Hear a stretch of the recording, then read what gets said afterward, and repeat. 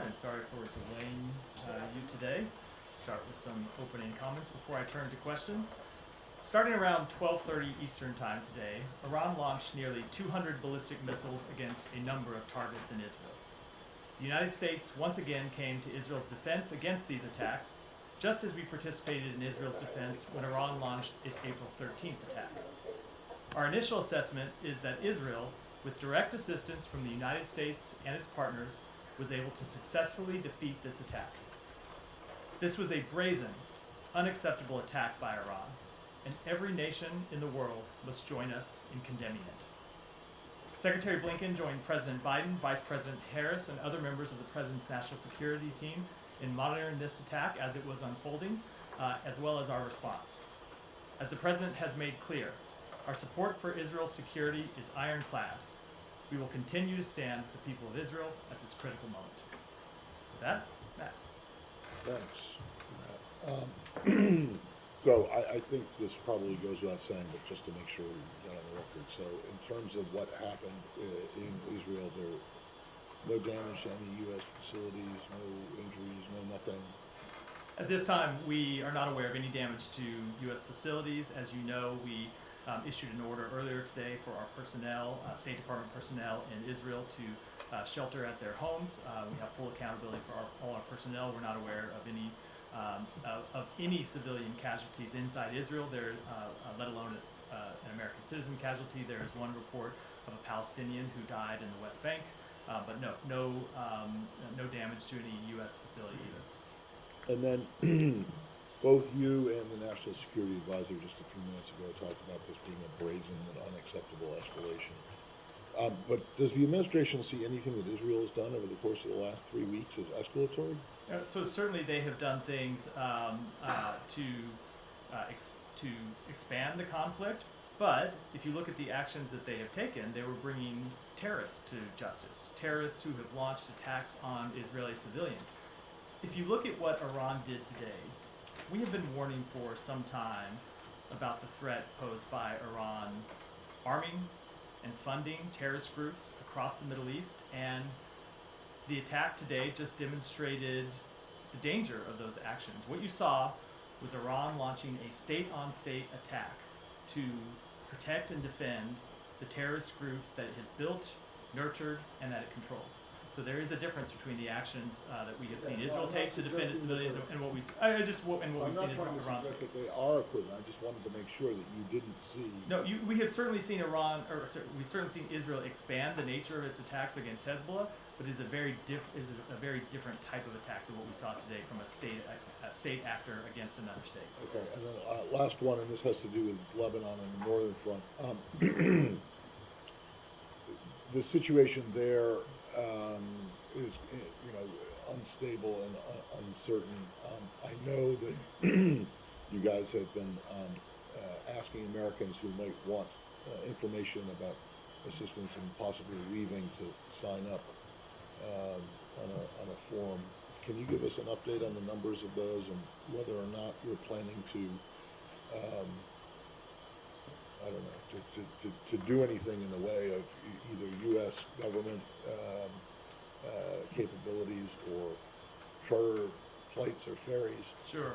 So you're right. As we often do in these situations, we have directed U.S. citizens who are in Lebanon to register with the State Department for information, and especially for information with how to depart Lebanon, and we're providing them whatever information we can. We have had, as of today, around 6,000 American citizens in Lebanon who have registered with us for further information. Should be clear, not all of those American citizens are seeking assistance with departing. People are just looking for information. They're looking for options. There are a number of American citizens who live in Lebanon who have lived there for years and do not want to depart the country. So in terms of the status on the ground, the airport is still open. Commercial flights are operating, although they are available at times at reduced capacity. We are working right now with airlines to provide additional flights with more seats for American citizens. It's something that we hope to turn on in the next few days, and we will be in touch with American citizens if and when we're able to expand that capability. How do you ensure that there are going to be seats reserved for Americans? we're working with, I can't get into the details, but we're working with commercial carriers to ensure that capability. And when we have further information and we've locked this down, it's something we'll communicate directly with American citizens who've asked for information, and then I'll be happy to come and talk about it here at the briefing room. Thanks. So given that the Secretary and the National Security Advisor just said that this attack by Iran is sort of definitively escalatory in nature, I know that you've been telling us, the Secretary even told us that for months you've been encouraging the Israelis not to respond to attacks and provocations in such a way that escalates anything further. Or is the Secretary going to continue to offer that same advice to the Israelis now in the wake of these missile strikes? I'll say a couple things about that. First, of course, Israel has the right to defend itself, as any nation does. In terms of what Israel's response will be, of course, there must be consequences for Iran for this attack. We've made clear that there must be consequences. I'm not going to get into what those consequences are today, but there are things on which we will be coordinating with our Israeli counterparts. And I think in the immediate aftermath of this attack, we are going to coordinate with them on what any response might be. I think it's important that we are able to defeat this attack through successful work with Israel and with our partners, and we will work with them on what a response might look like, but I'm not in the position just 2.5 hours after this event occurred to offer what that might look like today. The Iranian Foreign Ministry people have said that now that they gave the U.S., I don't know who, a heads up in advance of these missile strikes today through diplomatic channels. Is that true? That is absolutely false. We had no kind of warning from the government of Iran that they were going to launch such an attack. Given you're not going to detail what the consequences are going to look like yet, understandably you guys are in conversations with the Israelis about that. Can you give us a sense for how U.S. officials are thinking about this right now in terms of magnitude of a response? Will it be more severe than the U.S. response to the Iranian attack on Israel in April, given your So I think it's too early to get into what the response might be. As I said, we're just a couple hours after this event having occurred. It's important that all of us inside the United States be able to take stock of the attack, be able to take stock of what occurred. As I said, there are initial assessments, but we need time to collect all of the information, and then we need time to talk with our Israeli counterparts, and we need time to talk to other partners in the region about the way forward, and we'll do that over the coming days. But it is clear that this was once again a significant escalation by Iran. When you see Iran launching attacks on another state, ultimately to come to the defense of a terrorist organization. It is an escalation. Israel has the right to defend itself, but we will coordinate with them on what any response looks like. How much more worried are you about a regional war today than you were in previous days before this attack occurred? So I've gotten that question a number of times over the past year, and I never want to try and calibrate our level of concern, only to say, or other than to say, that preventing the outbreak of a full-scale regional conflagration has been one of our priorities since October 7th. It's something that we immediately identified was a risk after Hamas launched its brutal attacks on Israel, and something that we have been working to prevent. There have been a number of times in the past 12 months where it looked like we might reach such a conflagration. April 13th was one of them, quite obviously. And the United States, through a combination of deterrence and diplomacy, has been able to prevent such an outbreak of full-scale war. And we will continue to try and prevent an outbreak of full-scale war in the days and weeks ahead. Just a few more questions. Is Iran's nuclear program a legitimate target for an Israeli response? Again, I don't want to get into, and this is not to to say that I'm ruling anything out and that I'm ruling anything in, but I would answer any question this way, which is, we want to have these conversations directly with our Israeli counterparts over the coming days. It's clear that this was an unacceptable attack, and as we made clear before this attack, there will be consequences for it, but I think it's appropriate that we discuss those consequences with our Israeli counterparts before we talk about them publicly. Any other countries involved in defending Israel alongside the United States? There were partners, as I said in my opening comments, who assisted in the defense of Israel. I will let all of those partners speak to their own actions. And last question, is the attack over as far as the U.S. assessment is concerned? Certainly this initial wave of an attack is over, which is not to say that there are other waves coming, or that not to say that there are other waves coming. We saw an initial attack earlier today against the state of Israel. Certainly, it would be incredibly reckless and would continue to be escalatory were Iran to launch further attacks on Israel, and we'll be monitoring the hours ahead. There have been a lot of parallels drawn between Iran's attacks on Israel we saw in April and what happened today. The big difference is that back in the spring, Iran did message for weeks the kind of attack it was going to carry out against Israel, as opposed to this time around, it seemed to be very sudden by comparison. That lack of warning, public messaging, do you read into that? Is there any diplomatic significance? I don't want to try to make assessments about why Iran made the decisions it made, or why it kind of telegraphed them publicly last time and didn't do so this time. Obviously, we had some indication that an attack might be in the works. You saw us talking about that. We made clear, we gave warnings to our Israeli counterparts about it earlier today, and I think they came and read out some of those conversations publicly. So we had indications that there may be some such attack. I can't speak to why they made the decision to not telegraph it as publicly as they did last time. It doesn't change the fundamental nature of the attacks, which is that this was an unacceptable and brazen action by the state of Iran. I know you want to have conversations with your Israeli counterparts about what their response will be, but can you say anything about, are the discussions happening now? Have Israeli officials laid out any potential options for retaliation? There are discussions that are ongoing. There were discussions that were happening between the United States and Israel as the attacks were unfolding. There were discussions that were happening from officials in this building, officials in the White House, and I won't speak to the Pentagon, but I would assume by officials at the Pentagon in the immediate aftermath of the attacks, just in the last couple of hours, and those conversations will continue through the rest of the day and, of course, in the days to come. Thank you. Matt, did the U.S. have any indication whether or not they were successful that the Iranians intended to strike U.S. interests or assets in the region? I'm going to defer to the Pentagon to speak to specific operational details as to what the Iranians might have been targeting. They're obviously in the best position to monitor that and to speak to it. And I know they're having a briefing later today. I'll defer that question to them. Okay, we understand that the embassy had all of its employees go home and shelter in place. Just want to confirm. That was out of an abundance of caution, knowing that an attack on Tel Aviv might be in the works, and so we took that step out of Tel Aviv and potentially Jerusalem as well. So we took that step out of an abundance of caution. But in terms of what specific sites Iran was targeting, I will defer to my colleagues at the Pentagon.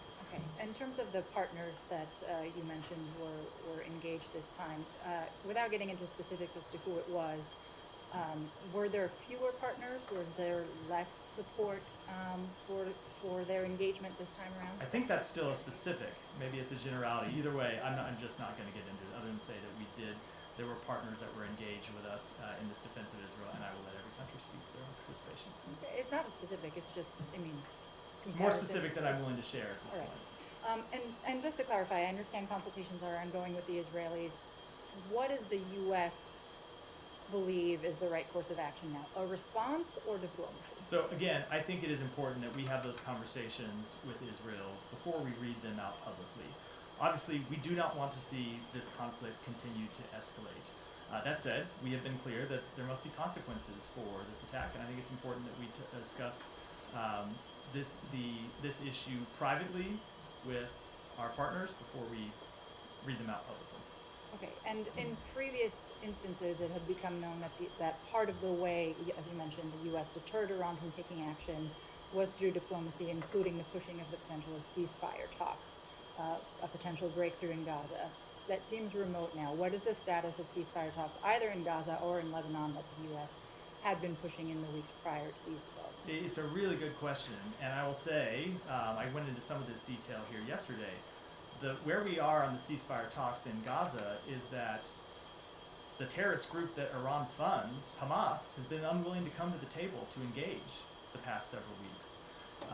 So yes, it's true that we have not been able to advance these ceasefire talks, but it's not because of any lack of effort by the United States or our partners in the region. It's because the terrorist organization that Iran has sponsored for years and years and years has refused to come to the table. So if Iran wants to use the breakdown of ceasefire talks as an excuse for its actions today, it needs to point to the terrorist group that it controls. It's Hamas that has been responsible in recent weeks for the breakdown of those talks. Is it your understanding that that was one of the reasons that they decided to? No, I was responding Okay, to the just to the question. Last one clarification. I mean, obviously these talks require time, resources. It engages top U.S. officials. Are they still a worthwhile investment of the U.S.'s time when it appears that other parties are not? No, look, we are not going to give up on reaching a ceasefire in Gaza because we believe it is the best way to free the hostages. It is the best way to alleviate the suffering of the Palestinian people. It is the best way to ensure long-term peace and stability for the entire region.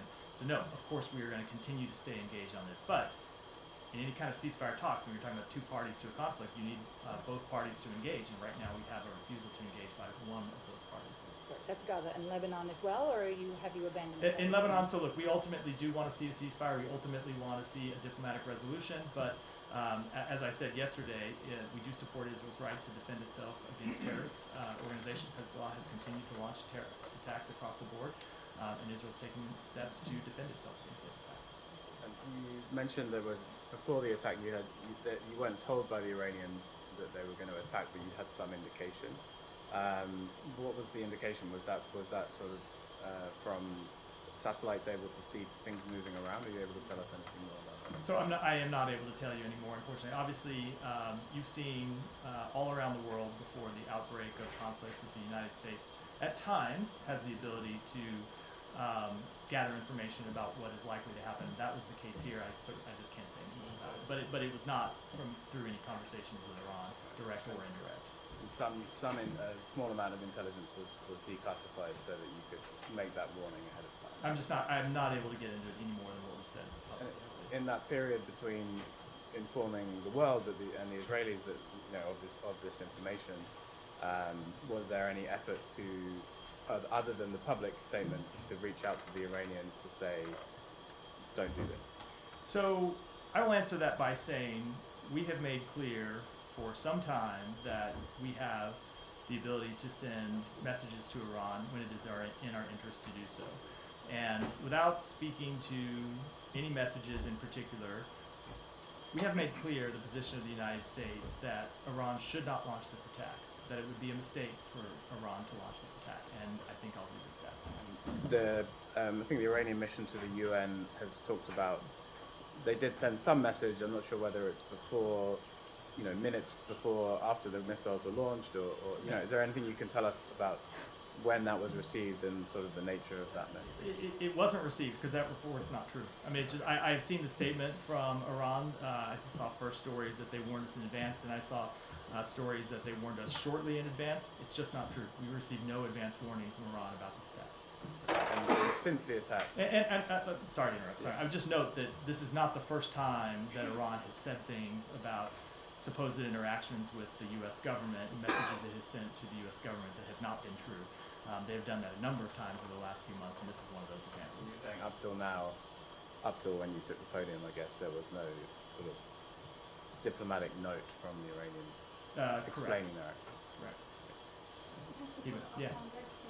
From the UN, they said that this attack in response to the violations for their sovereignty and also attacks against their nationals. Now, sovereignty, the attack on Ismail Haniya on their territories. Do you think this is a legitimate argument for them? No, of course it's not. If you look at the supposed argument about attacks on their sovereignty, I would say first of all, that's an event that happened weeks ago, and what's changed in the weeks since then? You've seen the death of the leader of a terrorist organization that Iran sponsors, funds, controls. That's what's changed. And to the extent that any Iranian officials have been killed in the past few days in Lebanon or in Syria, it's because they were meeting with terrorist organizations, meeting with terrorist leaders. And it goes to the point I made a moment ago, which is what you saw Iran to do today was come to the defense of a terrorist organization. I don't think it holds water when you look at all the events of the past few weeks that this event had anything to do with Iran's sovereignty. It has to do with the fact that a number of the terrorist organizations that Iran has set up for years as a way to undermine and attack the state of Israel have been weakened, first over the past few months and then most recently over the past few weeks. That's it's quite clear that's what they're responding to. Okay, and one question on Lebanon. I know now everybody is concerned about a wider war, about escalation, but also there are concerns about repercussions in Lebanon. I'm talking about the humanitarian situation, about maybe civil war at some point. So are you talking to the Lebanese? What are your concerns? What are you doing? Are you talking to the LAF? You've been supporting the LAF, and yesterday you were talking about stability and their role in the stability inside within Lebanon. Who are your partners in Lebanon? So let me speak to first, you kind of mentioned on the way into the question, the humanitarian situation. We are working to address the humanitarian situation in Lebanon. I would note that the United States has been one of the, if not the largest contributor to humanitarian relief for the Lebanese people going back years, and we'll continue to work to provide humanitarian support for the Lebanese people. And we are coordinating with our partners in the region, with international organizations about the shape and nature of those relief efforts, even as we speak. When it comes to the political situation in Lebanon, so look, Lebanon has been plagued by instability, as I know you know far better than me, for some time. And certainly not the only, but one of the driving factors of Lebanon's instability has been the fact that Hezbollah plays a significant role in the political organization of Lebanon and has held a veto over Lebanon's ability to move forward with a new president, and has held a veto over the security situation of Lebanese civilians. It's because of Hezbollah's refusal to abide with UN Security Council 1701 and actually pull back from the border, that as they were supposed to do, that we're in this situation today. So I think it's too early, obviously, to say how this conflict will shape out in the next few weeks. But what we are going to be working to do is to try to seize this moment and really hope that the Lebanese people can seize this moment against very difficult odds, because there are still a number of Hezbollah fighters who have access to arms and equipment inside Lebanon, but seize this moment to try to establish actual political stability for Lebanon.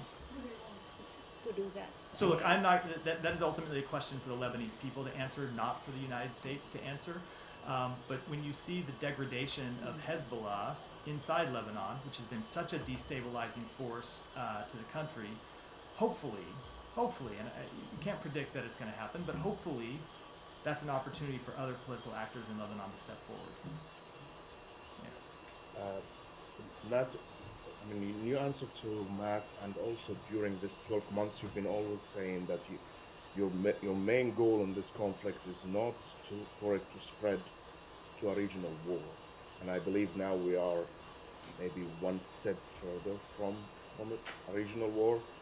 But do you think that your way of trying to contain it through your diplomatic means, by drawing boundaries and lines to Israel, that if you cross this will escalate into this war or that war, and the Israeli prime ministers keep crossing those lines, keeps escalating in the region, whether it is in Gaza with the Philadelphia corridor or in Lebanon? First, you advised against major operation in Lebanon. It happened. You advised against ground incursions in Lebanon. It happened. And now we reach to this point. Do you think that he's dragging the United States into a regional war, as he was saying that he wants to do that for a long time now? So let me say for a couple things about this. First, it is absolutely true that Israel makes its own decisions about its security and about its path forward in the region. And that's true about Israel, but it's true about every other country in the region. The United States offers its advice, it offers its support, it offers its deterrence capabilities, it offers its diplomatic capabilities to our partners. But ultimately, our partners and our allies have to make their own decisions about their future. And the United States has to make its own decisions about our national interests. And I know that's what the state of Israel does and what they will continue to do. And we will continue to make our own decisions about our national interests. And the decisions that we have made that we will continue to stand by and continue to pursue is to use our diplomacy and deterrence to try and avert a regional war. We're going to continue to do that. But it's always been true that there are a number of other players in the region besides the United States. It's Israel, it's terrorist organizations, there are other countries in the region, all of whom have agency in this question. And what we will continue to do is use our diplomacy, use our deterrence to try to achieve the best outcome possible. But don't you see that maybe you are enabling the Israelis to seek, what you say, their own interest in their own way of thinking by risking or going against your interest as the United States of going toward a regional war? So they are going to make their decisions. We are going to make decisions about our interests. But if you look at the questions that have been before us the past few days and the questions that got us to where we are today, we're here responding to an Iranian attack that we, along with Israel primarily, were able to successfully defeat, that Iran launched because Israel has taken out the leaders of a terrorist organization. And that's something we support them doing. So while there are certainly steps that Israel takes with which we do not agree, and we have been quite clear about that, we do support them taking out the leaders of a terrorist organization. We support them degrading a terrorist organization. Those are steps that the United States would take as well. Those are steps that Arab countries in the region would take. Doesn't mean we always agree with the way that they do it, but we fully recognize their right to do it, and we're going to continue to have conversations with them about the best way forward. My last question is just, there's some statements coming from Tehran that they waited so long after Hania was assassinated in Tehran because they received messages from the United States that something will happen regarding the ceasefire in Gaza, and this maybe will give them a way of not responding to Israel, and this didn't happen. Did you give them this message? So we made clear through a number of diplomatic channels. I'm not going to talk about our direct communications with Iran, as I never do, but we did make clear through a number of diplomatic channels that the situation in the region was very tense and that the ceasefire talks were at a very delicate nature, and Iran should not do anything to upset those talks. Now, what's happened in the meantime? Obviously, there's been a lot of water under the bridge since that date. But if you look at what's happened in the past few weeks, it has been Iran's client terrorist organization that has been the impediment to reaching a ceasefire agreement. Which is not to say that there have not been times in which Israel has made reaching an agreement more difficult. They absolutely have, and we have been trying to work through those objections as well. But in the past few weeks, it's the terrorist organization that Iran supports that has refused to come to the table to talk about how to get a final agreement. So, You're saying that Hamas has rejected, or Hamas is obstinate about the ceasefire talk. I just want to understand what you're saying. yeah, so it is. So to be clear, I went through some of this yesterday, and I know you were out. Everybody's allowed, and everybody's allowed a day off. So obviously this has been a long and winding road trying to get an agreement over the finish line.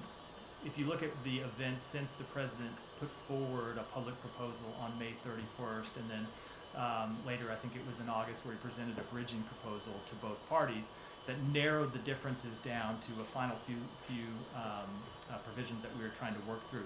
Obviously, there were things where we wanted to see Israel make tough decisions, and there were places we wanted to see Hamas make tough decisions. And we thought we had been making progress on narrowing those differences and having a proposal that would bridge the final differences between the two parties.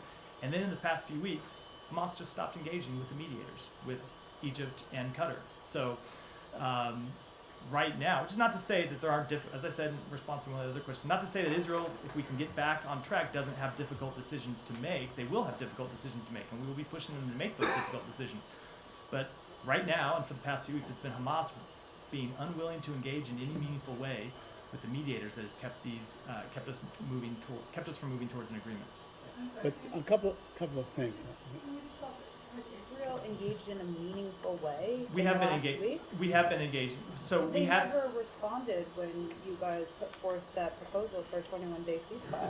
So let's keep things separate. We're talking about the ceasefire proposal in Gaza right now. They have been engaging with us on a meaningful way. I can talk about that when Saeed's and I come back and talk about that the we're talking about the proposal in Gaza. Just to follow up, although Hamas did accept the proposal as was suggested by the president. On May 31, they accepted. Just to be clear, before you and go on your in fact, question, that's not accurate. It's not accurate. They keep saying we accepted wholly. I know, They didn't. Okay. I can tell you, having looked at the text of the original proposal and looked at the text of the response, they accepted some provisions and proposed changes to others. That's not an acceptance, that is a negotiation.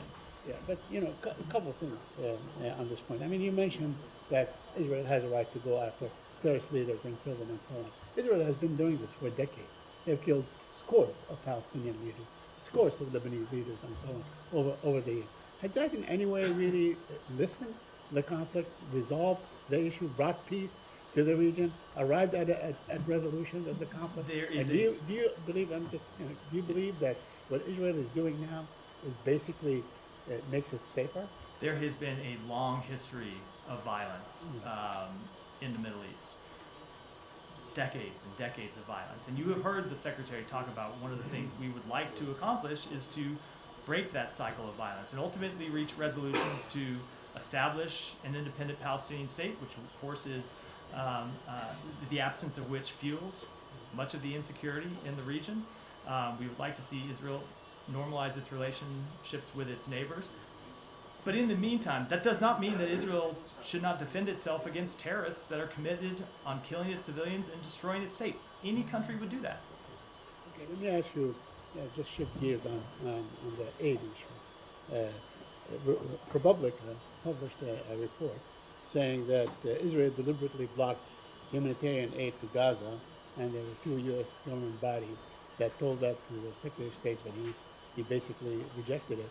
And in fact, he told Congress that in fact Israel was allowing it to go. Can you comment on that? Yeah, I will, and I'm glad you asked me this question because I think there have been a lot of misperceptions about what happened that I do want to clear up. So it is not at all uncommon when the United States government is looking at difficult questions for different agencies inside the United States government to come to differing conclusions, or different bureaus and components inside an agency to come to differing conclusions. And that's what happened here. You had a number of components of the department that were making recommendations. You had other agencies inside the U.S. government outside the State Department who were providing information to the Secretary. And when the Secretary got all those recommendations in a number of meaningful ways, they conflicted. You had some people making one set of recommendations and other people making, if not diametrically opposed recommendations that conflicted.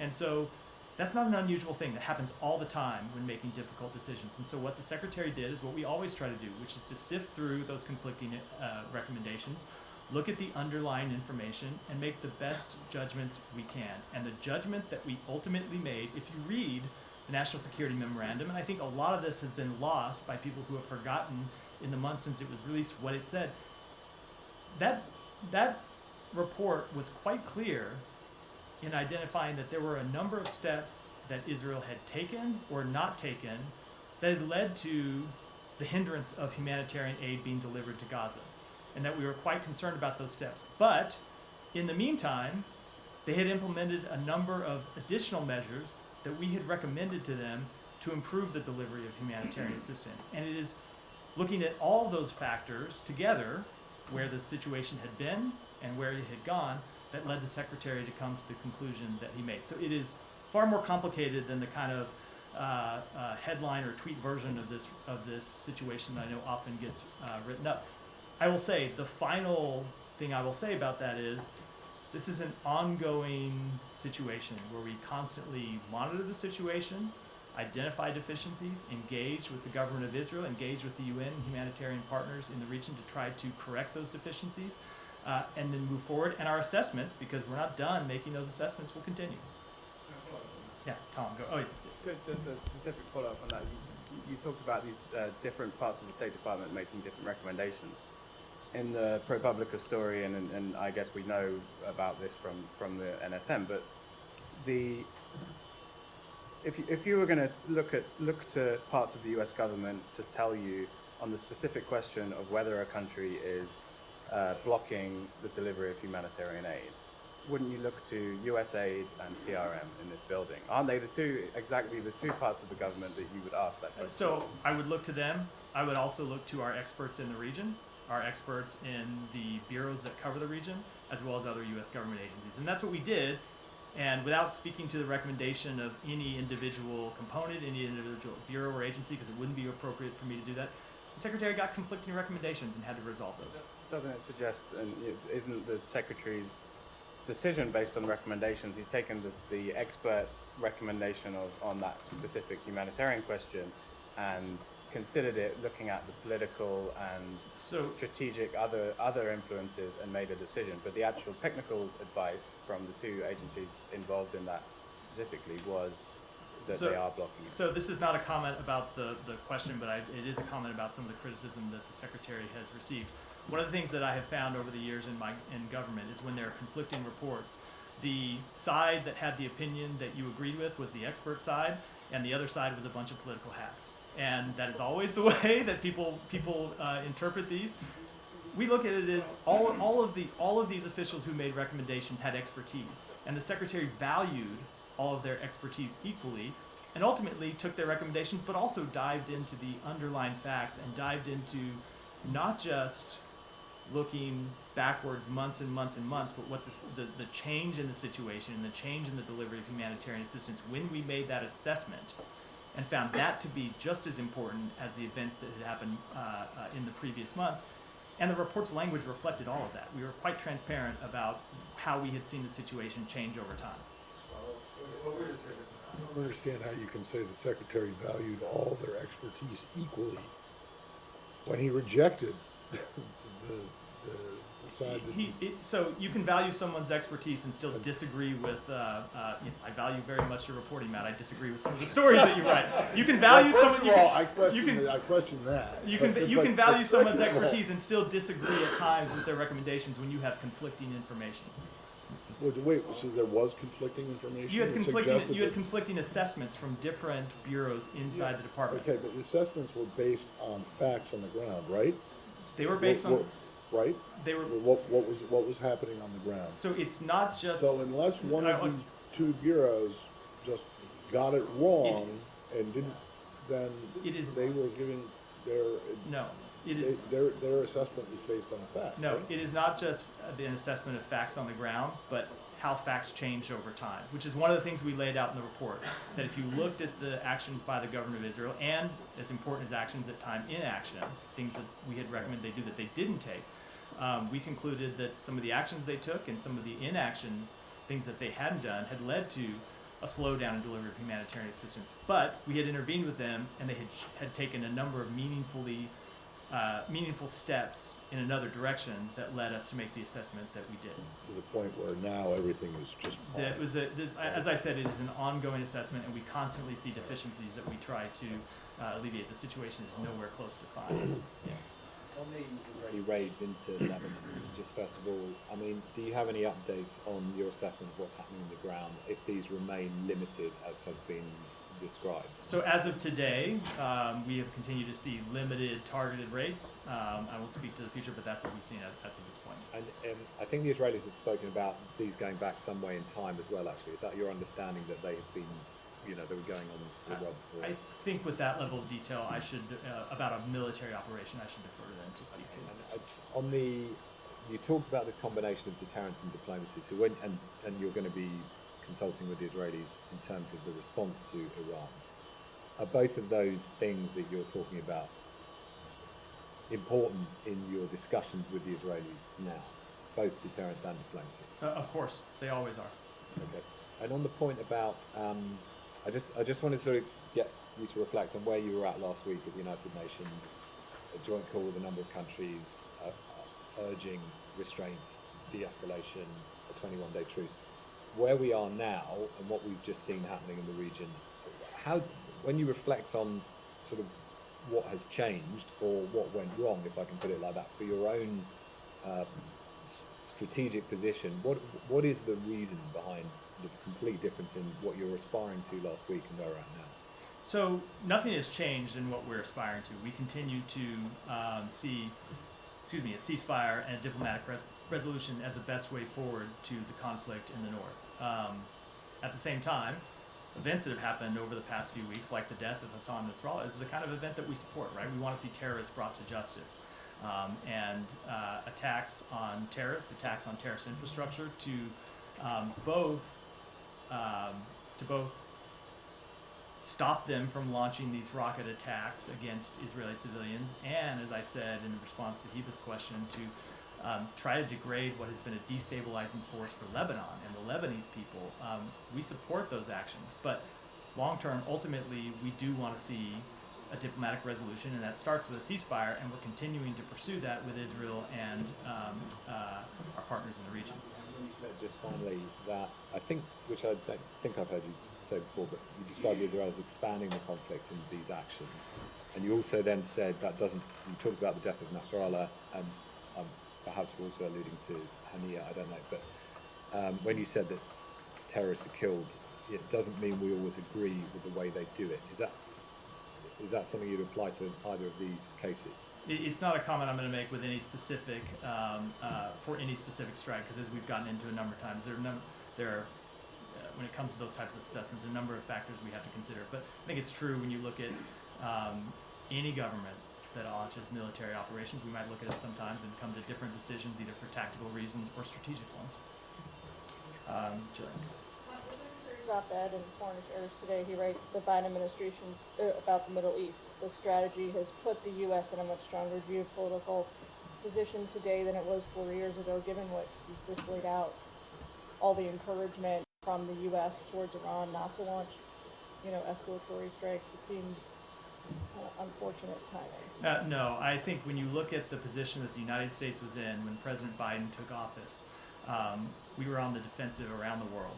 The United States had squandered alliances, partnerships, friendships. We were pulling back in our engagements in Europe, in Asia, in the Middle East. People didn't know whether they could count on the United States or not. And what the Secretary lays out in that article, which I do commend to everyone's readership, is the series of steps that we have taken around the world to rebuild those alliances and partnerships, to confront powers who have a different vision of the world than we do. And I'll also note that one of the things the Secretary always hears in his travels through the Middle East, and I've witnessed this firsthand, is countries in the region welcoming U.S. engagement, wanting to see continued U.S. engagement, and oftentimes saying you are the only country that can play this diplomatic role. There's no other country in the region or the world that can play a role in trying to de-escalate this conflict, and so they want us to stay at it, and we'll continue to stay at it. So then why wasn't the U.S., the Biden administration, able to dissuade Iran from launching today's attack? Look, I think Iran has has funded terrorist groups, has launched attacks on interests in the region going back decades. If you look at what happened in under the previous administration's watch, Iran launched missile attacks directly at U.S. soldiers that led to traumatic brain injuries for more than 100 U.S. soldiers. So Iran has been a destabilizing force going back years, including during the previous administration. What we will do is continue to hold them accountable. Let me take one more, and then I'm going to wrap for today. Question about the partners that you don't want to name. Last time you did talk about coalition countries you put together, the UK, the Gulf countries, Jordan. The fact that we are not hearing about the same coalition, is it because of the lack of timing to get all the ducks in a row? I just don't want to say any more about the partners that we engage, other than they should speak for themselves. Could you say whether it's larger or smaller or the same size? I just can't speak to it all. I also have a hard time understanding your definition of what's happening today. You said that Iran is defending the terrorist organization by attacking another country with ballistic missiles without any warning. If this is not an act of war, then what is it? So let me just go back to what I said today, which is Israel, with help from the United States and partners, was able to defeat this attack, and we're going to consult with them on the days forward. Let me go to Nike. I said that'd be last, but Nike one more, and then I have some closing comments. Thank you. So on Afghanistan, quickly, we saw the statement regarding Tom West's transition from the special representative for Afghanistan to office on sanctions coordination. What does this mean for U.S. policy toward Afghanistan? Is Afghanistan a U.S. foreign policy priority? Of course it is, and we will continue to stay engaged on Afghanistan. It remains an enduring priority. The work will now be led within the State Department by the Chief of Mission of the U.S. Mission to Afghanistan, Karen Decker, Special Envoy Amiri, and Ambassador John Mark Pomachai. And then if you'll bear with me for one moment, because there were comments that I wanted to make at the top that I wasn't able to give a little bit of an announcement. We are pleased to announce that as of today, the daily press briefings at the Department of State will include American Sign Language interpretation. This is in addition to the live captioning we provide online. The team of daily press briefing interpreters includes certified deaf interpreters, ensuring more accurate, nuanced interpretation for the deaf and hard of hearing community. The interpretation reflects our commitment to deaf and hard of hearing inclusion and our overall values, that everyone has equitable access to the information they need. Many offices at the department worked over a significant period of time to make this important step a reality.